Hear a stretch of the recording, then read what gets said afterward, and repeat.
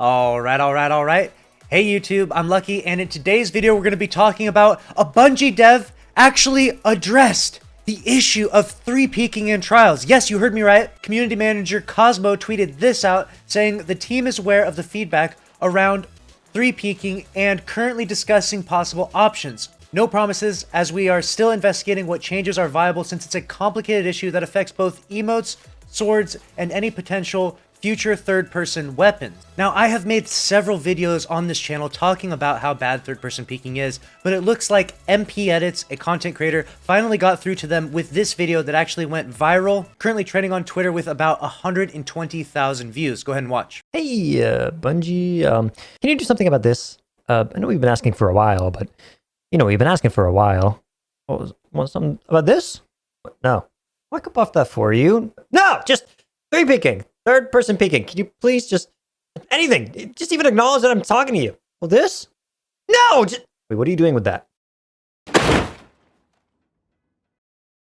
Now this is really big news and really good news for trials overall, because 3-peaking, i.e. third-person peeking, has been a big issue for a while. And for those of you out there that don't understand what I'm talking about, I'll do a very quick overview of what third-person peeking is and why it's such a big issue. So right now I'm on the trials map Rusted Lands, and if I were to come around this corner and I wanted to see if there's a sniper at the top of the map right now, maybe my radar is lit up red, what I can do is I can actually pull out my sword here and I can see around this corner without taking any risk. And so if there was a sniper or someone sitting up there with a pulse rifle, they wouldn't know that I can see them, and as soon as I see their attention is taken away one direction or the other, I can come around the corner and start to shoot them. And now you might think to yourself, well, that's really not that bad, okay? Because things like emoting has been in the game since the very beginning of Destiny. Like right now, I can use the emote to do the same effect. But where the problem really lies is when both teams are doing it. Like if I'm sitting right here and they're sitting on the other side of the map and we're both third-person peeking and no one's challenging, that slows the game down to a pace that is not as intended. You're not supposed to push up to corners of the map and just sit there third-person peeking.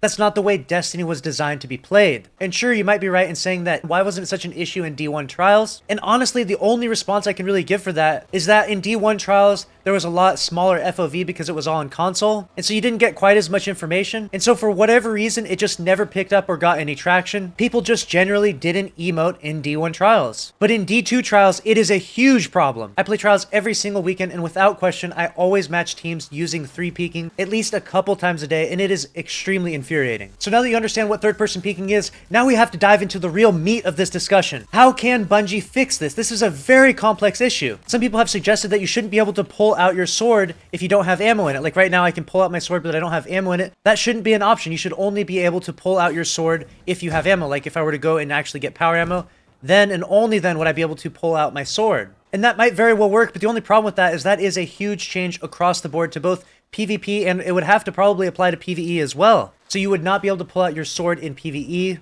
which is not really an issue at all. So that might very well be the best fix for third-person peeking with a sword. But now the real issue and the real question that I have for you watching this video right now, how will they fix it in regards to emotes? They can't just simply remove emotes from PvP, especially considering that people have paid money for these emotes. It is absolutely impossible for Bungie to remove emotes from PvP. And so if I'm sitting here using this emote to see around the corner, some have suggested that you should be locked into the emote for 3 to 5 seconds, which might very well work with emotes like this one right here. I point at him, it points to the ground, I pull out a red flag. Maybe I have to stay locked into this. If an enemy were to push me right now, I wouldn't be able to escape, and the enemy could actually shoot me, punishing me for using the emote. That would work really well for that particular emote. But now the real problem is, how would it work for shorter emotes like this one, the wave emote? I simply go into the wave animation for just 1 second and come out. If you force people to fully ride out the emote, they're just going to simply put on the most efficient emote. And then all we'll see inside trials will be this, people using the wave emote over and over and over again to see around corners. So this is a really big problem, and one that Bungie is going to have a lot of struggles to fix. So genuinely speaking, we need you, the community, we need everyone to come together collectively to try to give the best ideas. I'm hoping you post some comments down below. I'm hoping to create a Reddit post brainstorming the best ideas possible, because there's no easy solution for this. And the very last issue that I want to cover in this video is that third-person peeking is actually the best solution to fighting against cheaters in Destiny 2. So as much as I do hate playing against people using third-person peeking,